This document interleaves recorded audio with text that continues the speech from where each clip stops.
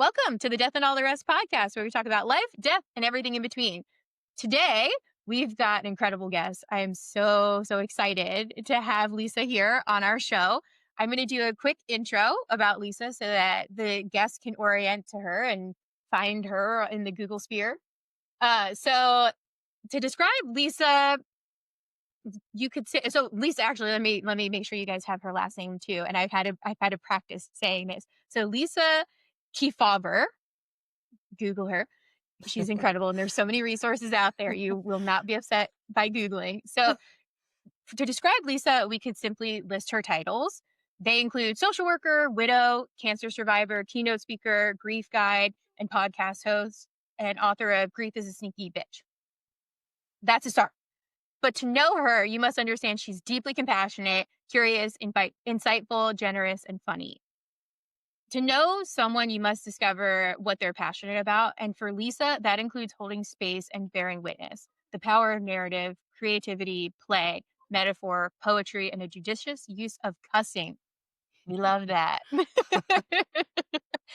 Put that all together, and you've got a woman who's on a mission to reimagine grief one conversation at a time. That's a woman after our own hearts, because this conversation around grief is often unspoken, and when it is spoken, it's in hushed tones and with certain parameters in place.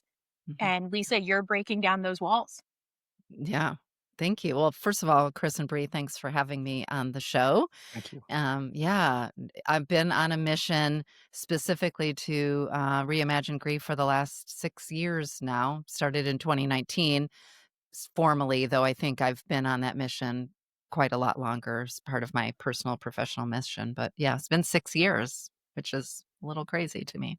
Yeah. What kickstarted that mission for you 6 years ago? Well, I mean, it started 6 years ago, but of course, as things happen in our lives, right, the red thread we can sort of tie back to much longer ago. Sure. Certainly, I've spent most of my career as a social worker. I worked in foster care, adoption, crisis intervention, public housing, refugee resettlement. So you can imagine that a lot of grief there, but because as I often say, if you're working with people, you're working with grief. Yeah. Um, But it wasn't until 2011, I was a clinical director of a nonprofit. Again, I was a therapist, a supervisor of students, working with the community in all kinds of forms. And after a year of a really horrible year where my husband became unrecognizable and was misdiagnosed, I found myself a widow at age 40, an only parent to our daughter, 7, who was 7 at Mm. the time, when my previously healthy 44-year-old husband died in my arms from a grapefruit-sized brain tumor. Mm. And Wow. when my work called me back 2 weeks later to get back to work, I realized that though everybody in my life, of course, was kind and well-meaning, even in the helping profession, even among my fellow social workers, psychologists, psychiatrists, we had significantly misunderstood grief. Mm. I mean, in my master's in social work program, I did not have one course on grief back then, right? So all of that to say, it's made me shift my lens to being deeply curious for my own survival, for my daughter's survival, but also for the better well-being of the care that I was offering to all the clients that I was serving, to dig deeper into understanding what grief really is and isn't, which you can hear that sort of as the theme of what my TED Talk was around the 5 Ws of grief, the who, what, where, when, and why of grief. Although that I had to slowly educate and research over time. We're talking in the early teens. There was not a million podcasts on grief. There was very few books, mostly memoirs. And then a few years later, I was with my friend Joe and he died. And I didn't get any time off work. And I went back again and again sort of thought, I c- um I can't. And then also because as a result of that, friends and family, colleagues, people were coming, anybody who knew anybody who was grieving, they would be like, go talk to Lisa. You know what I mean? I was sort of like, Yeah. The I guru. think Nora McInerney once said about people always try to put widows together. It's like, don't go get your grief on other people. There was sort of that, like, Mm. you go talk to her. Um, so I think that coupled with the fact that over the course of that time, I had studied in narrative therapy. So I understood the power of language, how we talk about things matter. They Yeah. actually are words make worlds, as a poet said. I can't think of who the poet is right now, long ago. But also in my journey in the social work profession, I had co-founded a nonprofit around cancer care, ironically, in between my late husband's cancer and mine.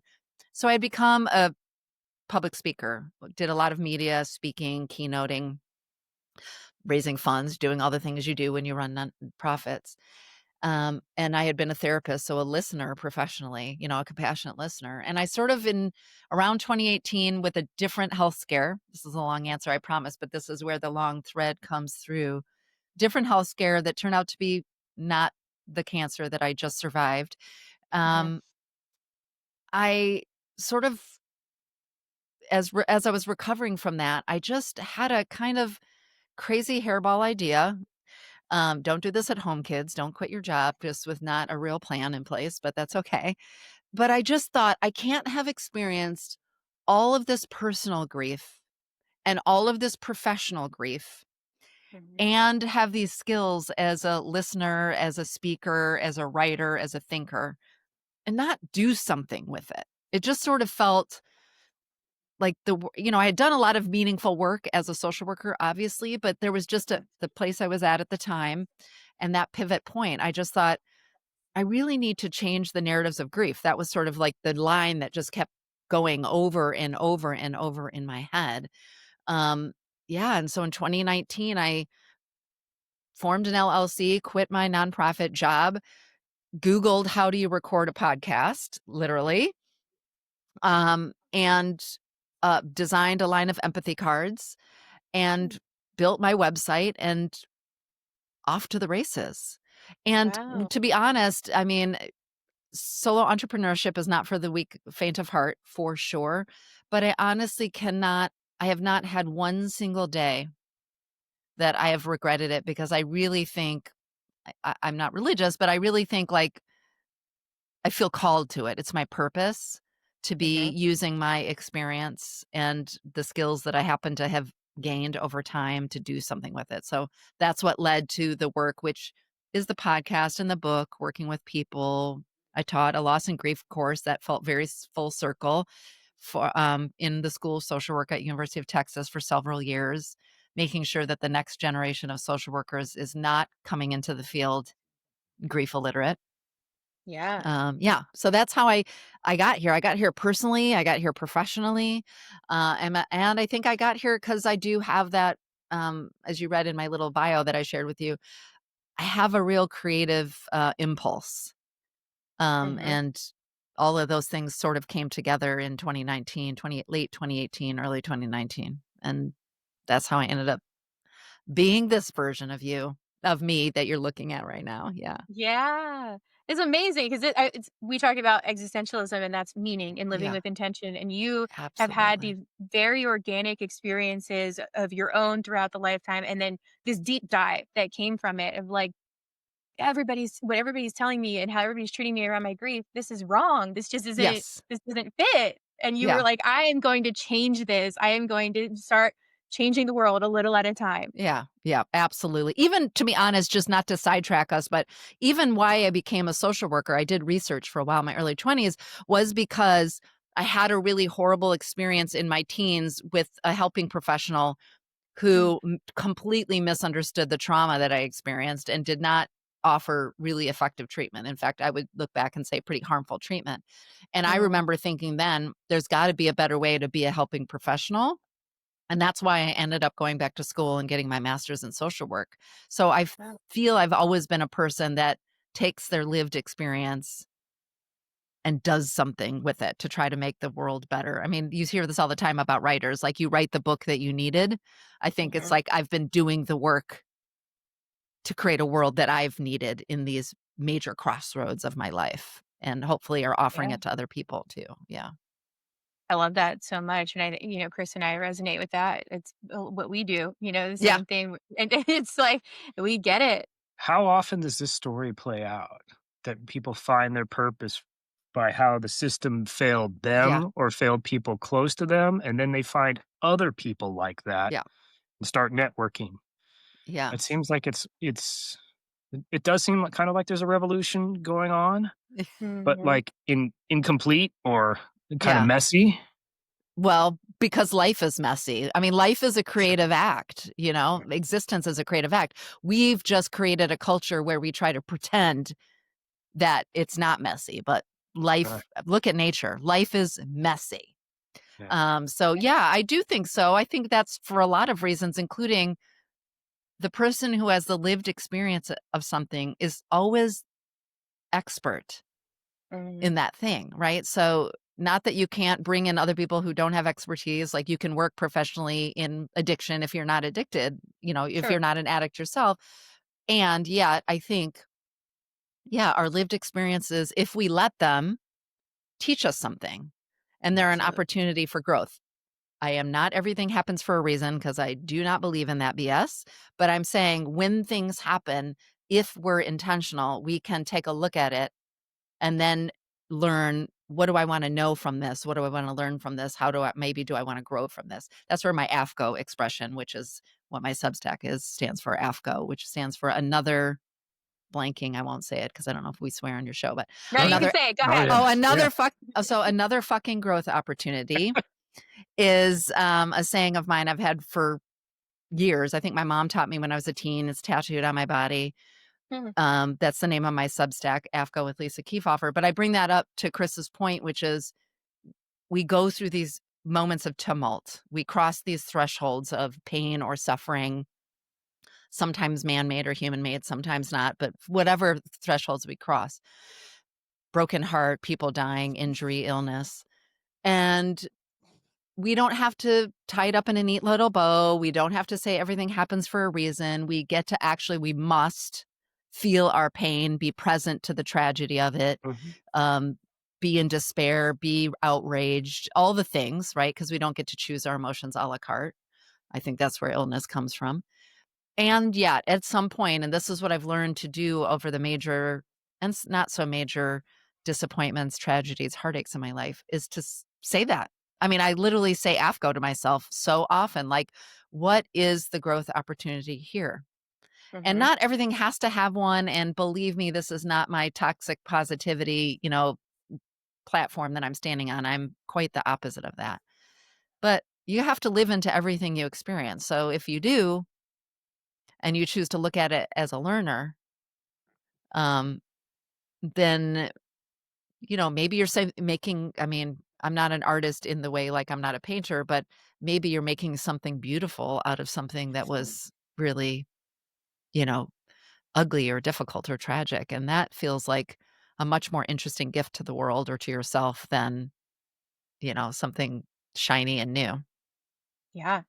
Yeah, Yeah. I appreciate you speaking to like the difference between what you're saying, your AFGO, and that Yeah. versus toxic positivity, because it's Yeah. like the fact of the matter is life's gonna deal out to us over and over and Yeah. over again, right? And we get to assign meaning to what's Yes. Yes. happening for better or worse. And like a big part of that is what we're speaking into ourselves and what we're starting to believe and we're living it. Absolutely. Yeah. And it's not there is a fine line between the toxic positivity and that, but this is Yeah. important.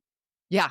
Yeah, and that's why I don't think I ever bring up AFGO where I don't name also toxic positivity because I Yeah. think culturally we lean towards, as I was saying to Chris, like the neat story, everything happens for a reason, all that sort of. Yep. So I think, you know, we want to be wary of that. We should be suspicious and wary of that. I Sure. think the challenge is then we don't learn how to be more curious to the both and of what a situation brings us. So that's where I kind of bring in that uh, invitation to sit in the suck, as one of my podcast guests once said a long time ago, to be in the rage, to be in the overwhelm, and um, at moments, at points, get curious about what growth edge, what learning opportunity, what sweetness, what did it make you appreciate that you Mhm. didn't before? As because why not? What's the alternative? Right. Yeah. Yeah. You Yeah. stay stuck in that and you stagnate and then you Yeah. ruminate and that's And that's believe just me, I mean, horrible. I've had my ruminating times. We all have. Sure, Even though I sure. speak this for a Absolutely. living, I am not in. I mean, there were definitely. I tried to toxic positivity my way through my early cancer a Mm, few years ago, especially because I was a public figure and I was trying to, And then I finally was like, this effing sucks, right? So yeah, I mean, I think we all fall into it for lots of reasons. Also because sitting in the suck does not feel good. Like I would much rather if I could convince myself to be in the joy all the time, that would be great. You're not This supposed to stay in either one. No, that's the thing, it's all yeah. fluid. Yeah, Yeah. exactly. Exactly. So that's sort of been one of the lessons, I think each of the, I don't even know what to call them, the assault when I was a teen, I've gone through a lot of things. I've gone through a lot of things, and each threshold, as have so many people, by the way, I'm not special or unique in that, but I think each threshold I've tried to look back at what I've learned, listen to this. You were alluding to this, Bree, which is a big part of my own personal growth, but my work too, is listen to the story I'm telling myself in my head Mhm. about the experience that is happening, and then getting really curious. I would say a little suspicious of, just because you're thinking it doesn't make it true, right? And whose story is it? And how is this story impacting me? I call that being a should detective in your grief. Mhm. Because I think for sure in grief, which I know is a lot what we're talking about today, but I would say this Mhm. applies to any kind of suffering you're going through, is so much of our unnecessary suffering. I mean, suffering happens. Like, that's again human. Sorry, I'm just so upbeat today. Suffering happens. That's what it means to be human. But so much of our unnecessary suffering happens in the gap between the story we tell ourselves or culture tells us about how we're supposed to feel and how we feel in the lived experience. And so the suffering happens when we are in that gap, when we are feeling laid low by grief, but the culture or somebody specifically in our lives, and then it becomes the story in our head, says, it's been a year. You Mhm. shouldn't feel this way. Or don't talk about it in front of your kids, or whatever is the story in your head. You're a bad parent if you're crying in front of your kids, whatever the story is for you. So much of my, again, personal professional strategy, if you will, I don't know really, or approach, is to be kindly and compassionately, but deeply curious about the stories I'm telling myself in my head. What's that inner narrator? And the Yeah. stories other people are telling, like when I work with clients. Uh, like a lot of my work is like, I just want to reflect back to you that you just said, you're a bad mom because you cried. Is that something that you really believe? Is that a Mhm. belief that's serving you? Like, just like, let's get Yes. curious, because so many of us are operating, we're running these operating systems that we don't even like, we did not install it. It is not helpful. Yep. Yeah. Yeah. A lot of reality testing is kinda Yeah. how I look at it. Yeah. Yeah. Reality testing and perspective, assessing. Yes. Like, is Yeah. this my perspective? Because, there isn't really anything truth with a capital T. There's like perspective. So can we get curious? How is this perspective serving us or not? You Yeah, know? what are you defaulting to Yeah, without and a lot of thinking us about it? default to, again, I don't know if you guys are into or know about like parts work or internal family Mhm. systems, but I think all the time about like when I default to that, self-critical biatch that is the narrator in my head. I call her Lucille Bluth. Did you ever watch Arrested Development? The Yep. mom in that show. She Yes. was so Yep. mean. Like that Yeah. Lucille is my narrator. I suggest you name your narrator in your head so that you Mm. can talk about them as a third person.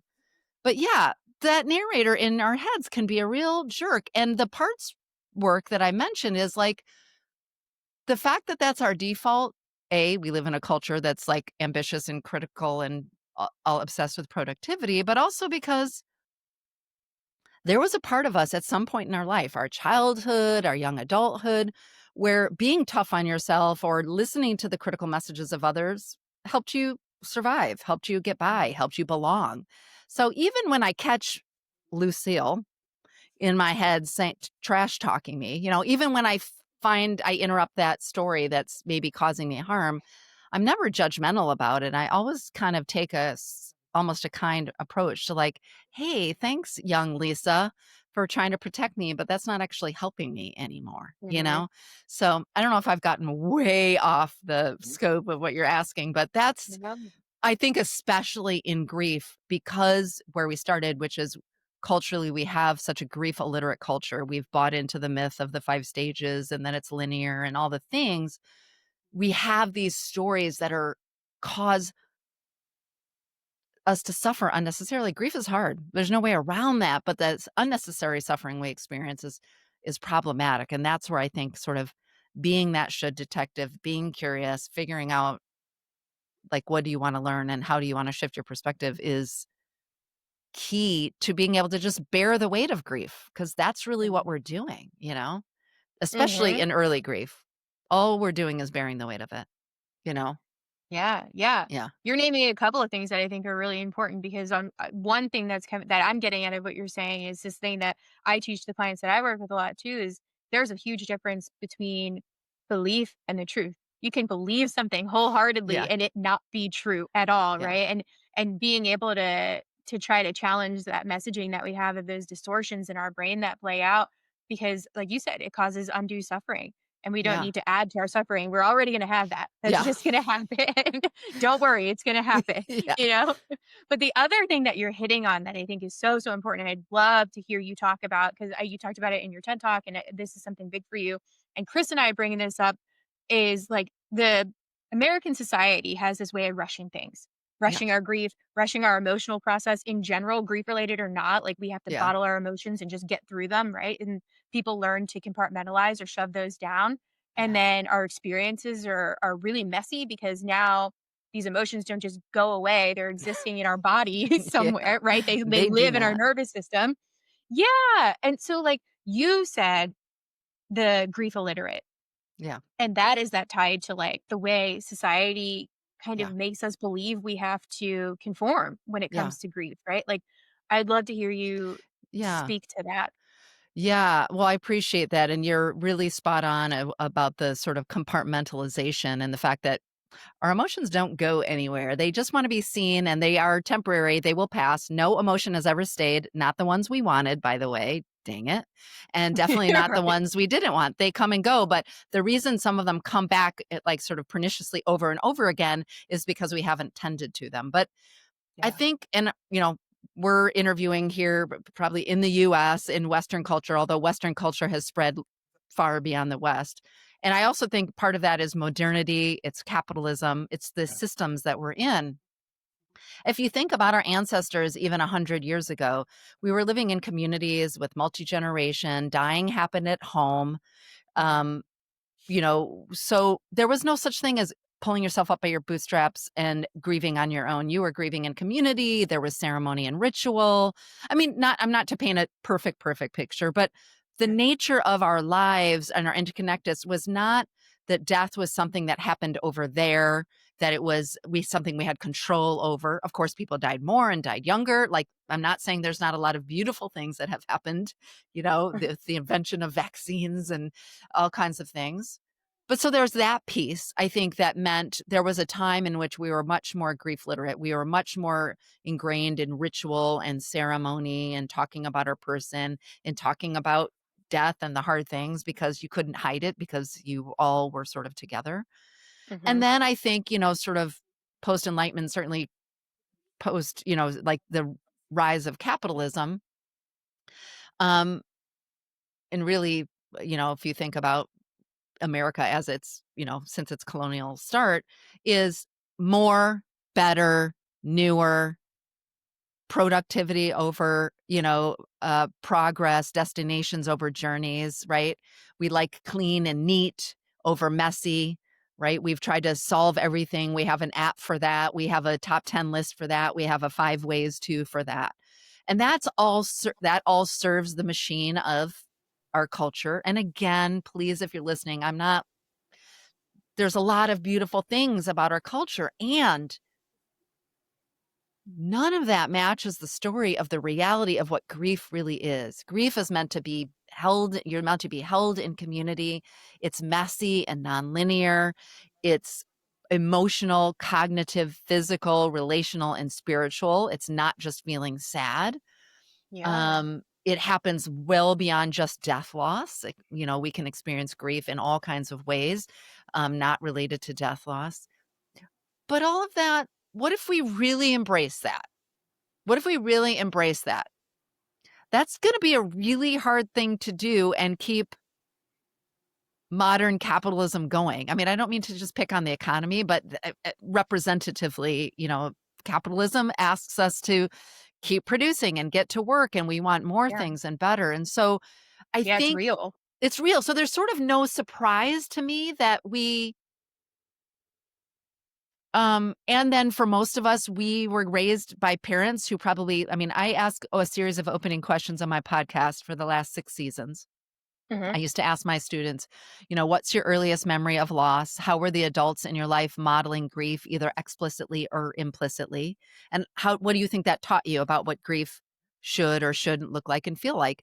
And of the 116 guests I've had on my show so far, maybe 3 said, my parents let me go to the funeral when I was a kid. We talked about our person all the time. My parents cried openly. Like, most people have the story that we put away the photos. We never talked about the person again. I was told to stop crying, whatever the story is.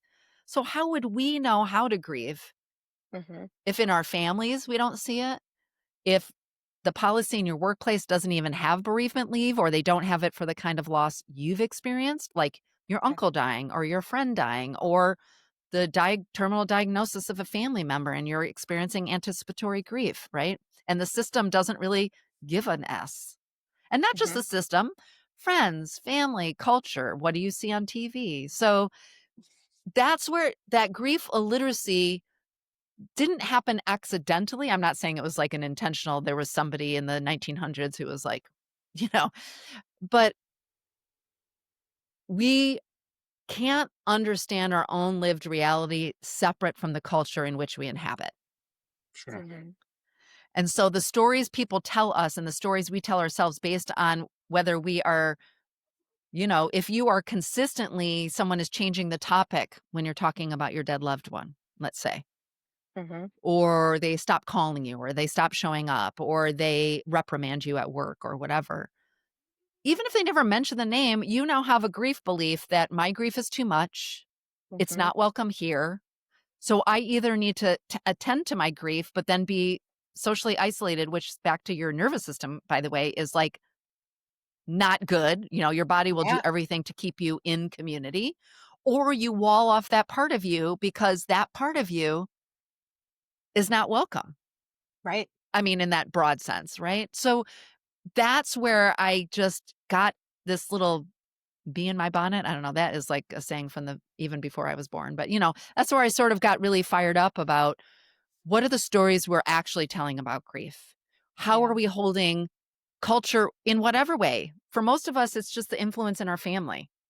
Mhm. Maybe if you're a boss or you're a leader at your company, you can help think about your bereavement policies or the culture at work, putting the death anniversary date of your employees in your calendar and remembering to check in on them. Maybe you're a policymaker and you can do it maybe you have a podcast and you can talk about it or write books. But wherever we are, we can make a difference in changing the cultural, increasing the literacy and shifting the culture Yeah. around grief. And I'm seeing it more and more. When I first started the work, I was kind of one of very few, and now Mhm. there's a whole community of people doing it. And I think to your point, Chris, we're kind of in a revolution time in that way. People really understanding that like grief isn't the exception. Yeah.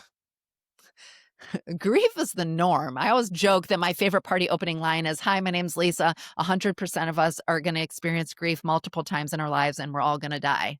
What are we Yeah. talking about? Like I do Open it get up. I do get invited back to parties occasionally. Um, but that's the norm. Yeah. Mhm. So speaking of culturally, like what if we reoriented our assumptions that that's the norm? How would we design policies? How would we design workplaces? How would we show up for each other? How would the greeting card industry be different? How would, like so Mhm. on and so on and so on. Um, Yeah. and instead of being overwhelmed by the fact that I can't change all of that, I'm working on just changing the little corner of the world that I get to reach into, with the various forms of work that I do, trying to create a more grief literate world. It's like Yeah. we're at conflict with the system that we live in. Yeah. Yeah, In a just lot of ways, not just grief, but yeah, yes. in Yeah. a lot Yeah. of ways. Yeah.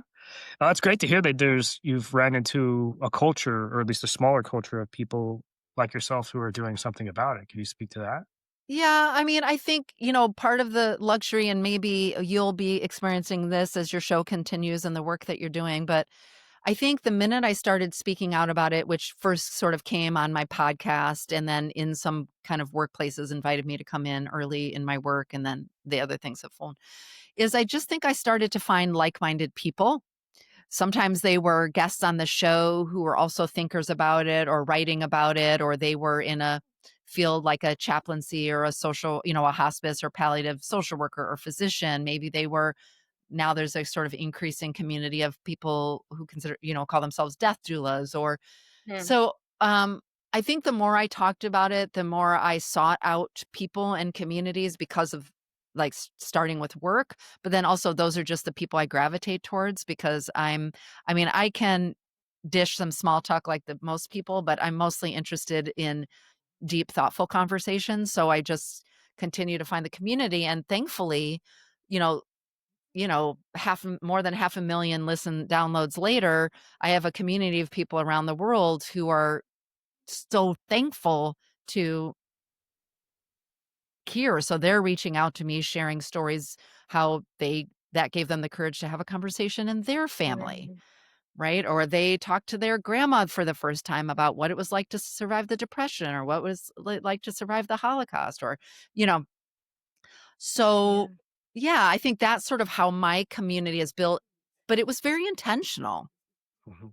You know, you're going to bond over you're going to find the people in your life if you have I'm pausing because I don't know if this is going to sound too simplistic, but like the more you have the courage to talk about the things that matter to you, the more you're going to find a community of people um, who are going to want to talk about those things, So I think Mhm. that's what I've seen, and again, over these last 6 years that I've specifically been doing this work, again, been thinking and sort of working at it in other ways longer. I've just increased my reach in terms of connecting with thinkers, writers, poets, authors, physicians, social workers, grieving moms, grieving dads, bereaved all kinds of people in all kinds of spaces. And I learn from them. They learn from me. I feel really more and more in community. It's been remarkable. And also, it's deepened some of the relationships that I had before with people who did their best, but didn't really know how to show up for me when my husband died because they were also 40 something and didn't know what it was like to have a spouse who died? Mhm. Yeah. Yeah. It and it sounds like you opening up that conversation allowed people to open up conversation with you and then open up conversation with other people in their lives too. It's just like the Absolutely. It's that effects. ripple effect The for ripple effect, sure. yes. Yeah. Yeah, yeah, absolutely, and I think that's what you say something in your TED Talk that I think is really important, and I think this ties together because the more we just have these conversations, that's the Yeah. point of our podcast, that's what you're doing, Yeah. but, like, you said, we are grief illiterate. In this society, we are grief illiterate, and then you said and it's something along the lines of, like, and it's not your fault, there's nothing wrong with Yes. you, right? Like, you Exactly. and that part is like, yeah, because you don't know, and we've been conditioned. There's all this conditioning and this messaging over our lifetime that, like, Yeah. this is just how it's done. So, of course, we don't know how to do it. And if no Yeah. one's having the conversation to put this stuff out at the forefront, no one is thinking that it's acceptable. And that, I think, what you're doing, what we're doing, what you're Yes. talking about, this revolution that is on the forefront and trying to start happening, is this just letting people know that, like, there is no normative way No. to grieve, No. and that's okay, and just letting people hear that. Yeah, absolutely, absolutely. Yeah, I mean, what you're alluding to there is sort of what we touched on earlier. It's like, of course, we're grief illiterate. How could we know any better? Most of us were not raised in families that really welcomed grief in its messy state, and we certainly weren't raised in a culture or systems. So, of course, we don't know. But as think I ended my TED talk, it's like now that we know better, we have to do better. So we have to start practicing how do we do it? And we don't, again, have to go and change policy somewhere, but the next time a friend experiences a loss, or we remember it's the anniversary, even if we didn't show up the first time, we show up now and we say, I'm thinking of you and your brother, and I know this is a hard time, and I just wanted to let you know I'm here to listen if you ever want to share stories about them. Right? Yeah. That's it. It's Yeah. not, I was just giving some law firms lately have hired me to come in and do grief education, which I feel is like a really interesting, good progress, sign of progress. Amazing. Yeah. And this latest workshop that I gave was around grief support. And I just kept saying to people, on that note about sort of like doing better, because most people were showing up there sort of admittedly, not using the word I'm grief illiterate, but like, I don't know what I'm doing. Mhm. Um, which is really hard for those of us who are expert in other fields to admit when we're not expert at something. Mhm. And I just kept saying, I sort of closed my talk with them and said, it's because I, of course, gave them what to say, what not to say, what are some practical tools you could, behaviors you can do, because everybody wants their little cheat sheet list, which I Mhm. understand. But I was like, also scratch all that. When you're showing up to support somebody who's grieving, it's so much less. The value of your the value of your grief support does not lie in what you do for the griever. It lies in how you make the griever feel as a result of your encounter. And what grievers want more than anything else is to feel seen and held and validated in their grief. They want to feel they're not alone. They want somebody to help them carry the weight for a while, right? Yeah. So Mhm. that sort of, most of us are constantly are I do this for a living, and I still catch old messages in my head, old belief systems in my head about grief. It'll be 14 years this summer since my husband died. Huh. And, I'll have a day of feeling really griefy or really pity party for myself, or really just longing for him or whatever. And I'll hear some BS message in my own head about the fact that I have that thought or those Mhm. feelings. So, yeah, we just keep working at it, sort of like one action at a time, one approach at a time, whether it's with ourselves or other people. And that's how we change the culture. Mhm. And that's how we change the culture. Yeah. But when we mess up, which we will as grief supporters and grievers, and when I say mess up, I mean maybe say the hurtful thing or are critical or judgmental, we just notice it and we go, yep. I had a meditation teacher once say to me when I would lay into my self-critical, diatribe. She would invite me to put my hand over my heart and she'd say, "How of course you feel that way, sweetie. How can it be any other way?"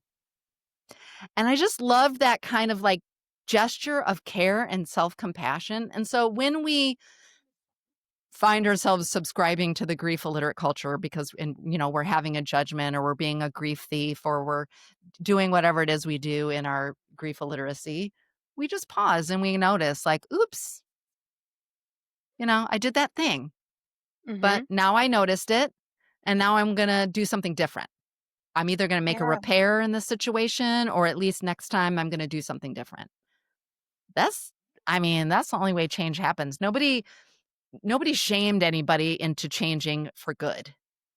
You know what I That's mean? Like right. that Mhm. doesn't, in my experience, that doesn't work. So we keep talking, we keep listening, we keep observing, then we keep trying, and then we mess up, and then we do better. And then then that becomes the normal culture, Yeah.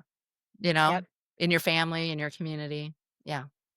Yeah, yeah. Chris and I talk about that, and it was in relation to any kind of struggles that we're having, anger, ADHD, OCD, any of this Yeah. stuff, and how Yeah. progress isn't linear and it's never perfect. You're never No. healed, right? Yeah. It's this, but you have to be open to that idea to recognize the moments of where we do something that is not indicative of our best growth, and we're like, hey, great.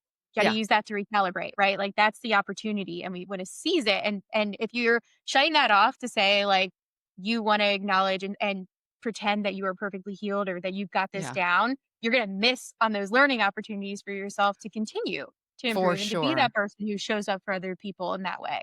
For Oh, sure. yeah. We're living in the ing, not the ed. We all like to pretend that we're in the get to the ed, but we're Yeah. ing. we're healing, we're growing, we're learning, right? And I think when you catch yourself, one of the things that you do, the fact that you caught yourself, like whenever I catch myself in an old pattern, now I've trained myself to be like, way to go catching yourself. There was a time Yes. where you were doing it and you didn't even know you were doing it. You didn't even know it was causing a problem. Or it used to take you doing it 12 times before you noticed. And this time it only took you 6 times. You know, Exactly. like, Yes. I yeah, do the same But then thing. you really feel the tool at that point. You really feel the yes, skill, and that feels yes, very empowering, and that yeah. Mhm. kinda like you feel like, "Oh, I've got this. I've learned a little bit about living." Yeah, it's a kind of a self-fulfilling in a positive way cycle, Yeah. and it reminds you that you have some agency. You know, profound loss robs us of a sense of agency. This thing happened to us. We didn't have any control.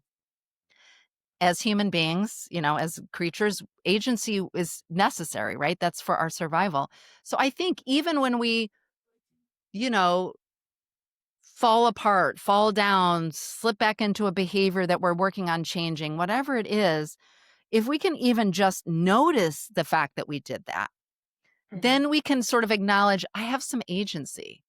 I can make a choice. And even this time, I decided to start over again, or I decided to do the thing again. And every time we take some little baby micro step, even if it's just noticing, not even changing your behavior, Mhm. then we're reminded we have some agency to change our lives. And that is profoundly powerful. Mhm. That's what we require to be healing, to be learning, to be growing. So, yeah, we have to just have so much grace for ourselves, which I think, again, back to culture. I'm always going to tie my conversations back to culture. We don't really have that. We show the end result. We don't Yeah. show the messy middle. Yeah. You Yep. know, we're Mhm. like, ta-da, they lost 100 pounds, or ta-da, they made it to 1 million followers, or ta-da, they were promoted to, you know, CEO. But it was like, yeah, there's a lot of messy stuff in the middle. Well, Yeah. it doesn't end there either. No, exactly. So what? You made a CEO or you made it to whatever. And Yeah. Mhm. Life isn't a three-act play, or at least yeah, it keeps going. exactly. If Mhm. we're lucky. I mean, that's the other If we're thing. lucky, I yeah. mean, that's the other thing. Having lost so many people in my life and experienced the things I've experienced, I try, again, not always perfect because there's no such thing as perfect, but I try to be like, I just turned 54 last week. And, I have friends my age who are like, oh, 54 is sagging, a wrinkle, and I'm like, I got to turn 54. Yeah. My husband only got to turn 44. I've gotten to live 10 more years than he did. Mhm. Like, Yeah. if I'm focusing on the things that I didn't do or didn't get to that milestone and I'm not saying don't have goals. I have a lot Yeah. of them. But if your attention is so far to the future of that thing that you're going to get and then you're missing out what's right in front of you, what a waste. Yeah. At least move your gaze back and forth, like have your eyes on the prize, work on it, then be like, you know what? It is a gorgeous day. I live in California near the ocean. I'm going to go walk to it. Mhm. I You think that's a know? Yeah. major factor or not a major, part of the system that causes this problem. Yeah. Mhm. Yeah, Yeah.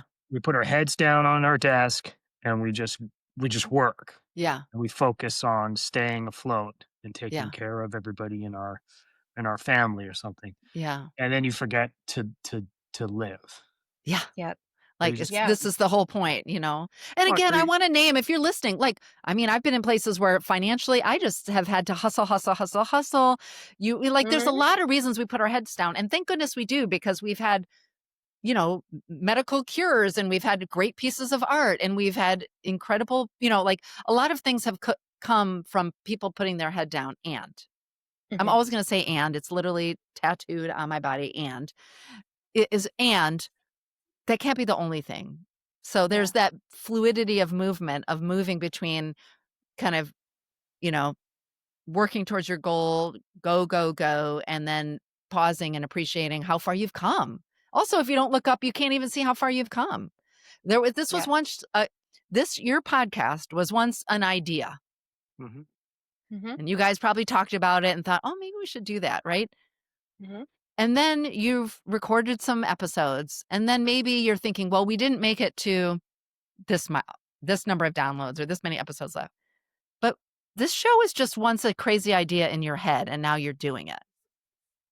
So the invitation to me of living in the wake of loss is to remember to pause and look back and see where you've come from and how you've been able to have agency and take something like an idea or a gesture. This could be back to grief support. I really wanted to do something for my friend. I didn't really know what to do, but now you have this regular routine of sending your card to your friend once a month as a way of letting them know you care, Mm. right? And maybe you feel like I'm not doing enough for my friend, but if you look back and said there was a time where I wasn't doing anything. And now she writes me periodically when she opens the card and it's really meaningful to her and she loves having that card and she keeps them in a special place in her house, right? But you wouldn't Yeah. know that if all you were focusing on is what you don't have, what you're not, where you haven't been, you know? Yep.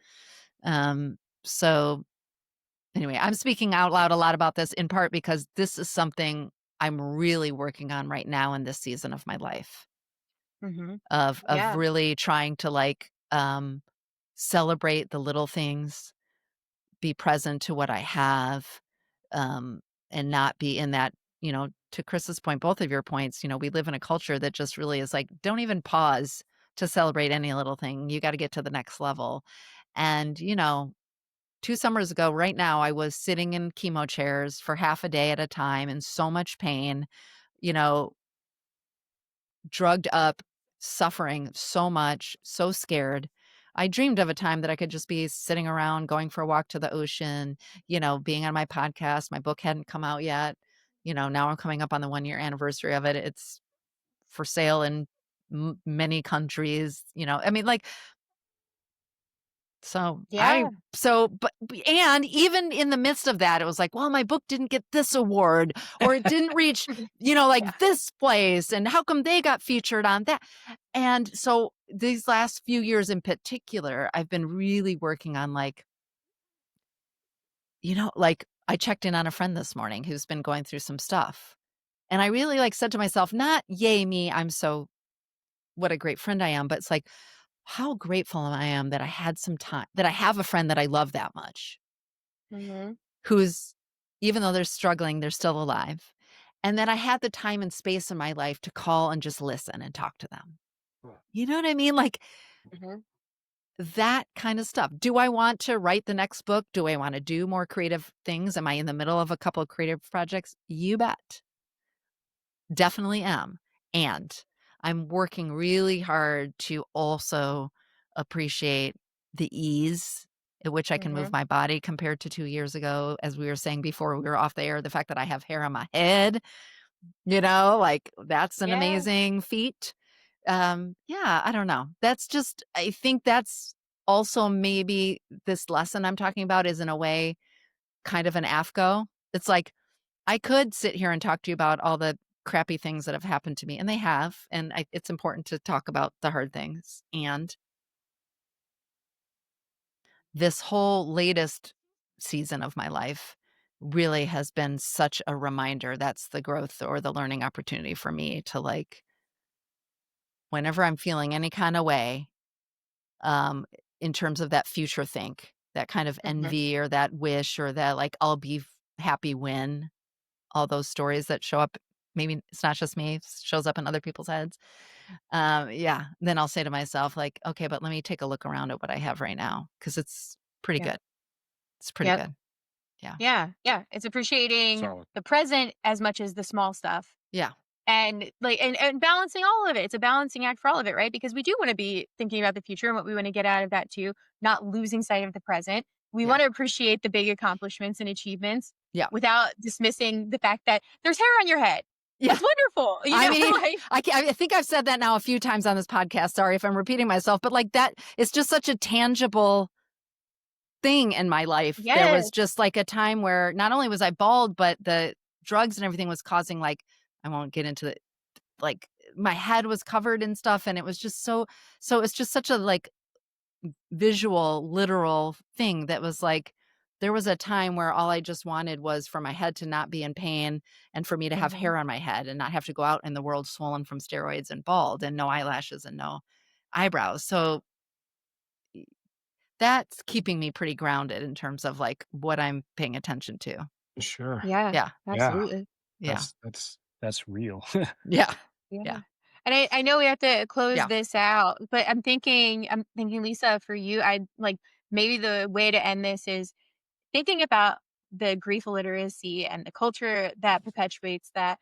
If you were to invite someone into trying to become more yeah, literate, how do you invite someone into who maybe doesn't even know that they aren't literate in yeah, grief? yeah. Well, I mean, a lot of free resources out there. You can listen to my podcast for free. I'm not here trying to pitch if you want to read my book, you can, or you can go to your local library and check out my book for free. So it's not just about mine. There's a lot of other great work out there. But, I think first and foremost, maybe asking yourself those questions. What is my earliest memory of loss? And how were the adults in my lives modeling grief explicitly or implicitly? So that is, did they talk about it? Did we let me come to the service? Did we share stories about the person? Is there ritual? Whatever the answers are to that. And then what do you think that taught you about what grief should or shouldn't look like? And then the final question to that is, how do you think that has served you in your adult life now when you face grief? Does that story of grief that you learned match like the real way you feel about your grief? And if not, then it's time to do a little digging.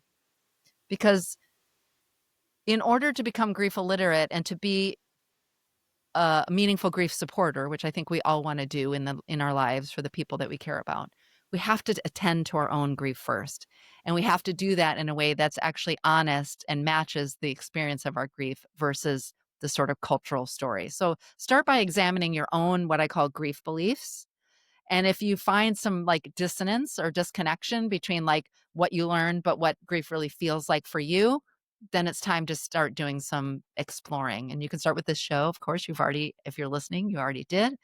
Yeah, some of my talks in the book and in the podcast, but just be curious.